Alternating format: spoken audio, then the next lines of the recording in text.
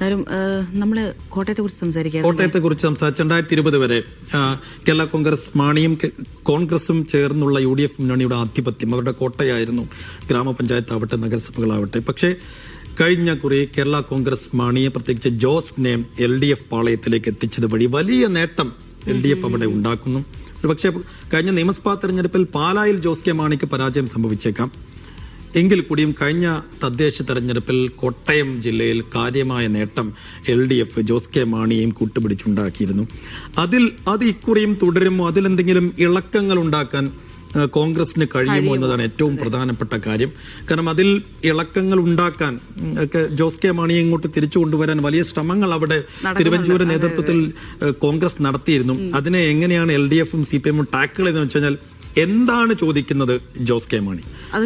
കേരള കോൺഗ്രസ് മാണി ഏതൊക്കെ സീറ്റ് ചോദിച്ചു, അതിൽ ഒരു സീറ്റ് അധികം കൊടുത്തു എന്ന് വെച്ചാൽ അവർ മനസ്സിൽ കണ്ട് അവർ ആഗ്രഹിച്ചിരുന്ന ഒരു സീറ്റ് അധികം കൊടുത്തുകൊണ്ടാണ് അതിനെ മേക്കപ്പ് ചെയ്തത്.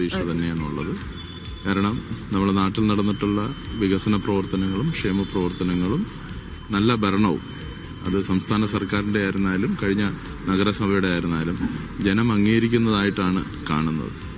101 വാർഡുകളിലും അടുത്തുള്ള വാർഡുകളിൽ നിന്ന് കിട്ടുന്ന റിപ്പോർട്ടും അതുതന്നെയാണ്. ഇടതുമുന്നണിയുടെ സ്ഥാനാർത്ഥികൾ നല്ല ഭൂരിപക്ഷത്തിൽ ജയിക്കും. ചരിത്രത്തിൽ 45 വർഷത്തിന്റെ കഴിഞ്ഞിട്ട് എനിക്ക് തോന്നുന്നു നഗരസഭയിൽ ചരിത്ര വിജയം കിട്ടുന്ന രൂപത്തിൽ ഏറ്റവും കൂടുതൽ സീറ്റ് കിട്ടുന്ന രൂപത്തിലായിരിക്കും ഈ തെരഞ്ഞെടുപ്പിന്റെ റിസൾട്ട് വരാൻ വേണ്ടിയിട്ട് പോകുന്നത്.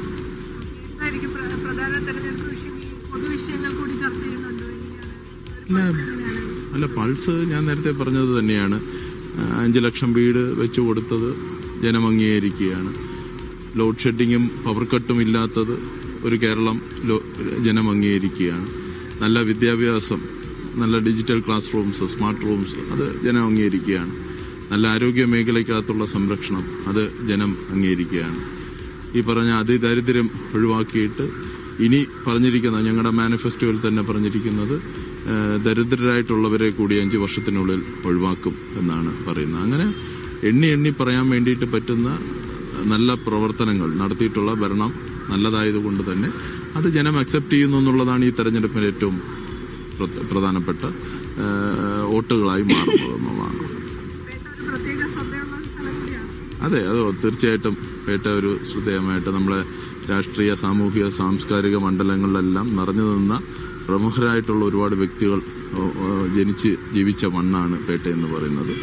ഇപ്പൊ നടക്കുന്ന രാഷ്ട്രീയ തെരഞ്ഞെടുപ്പും അത് ഈ പറയുന്ന കണക്ക് ത്രികോണ മത്സരമാണ്, നല്ല മത്സരമാണ് നടക്കുന്നത്. പക്ഷെ നല്ല 100% ജയിക്കുമെന്നുള്ള വിശ്വാസമാണ്.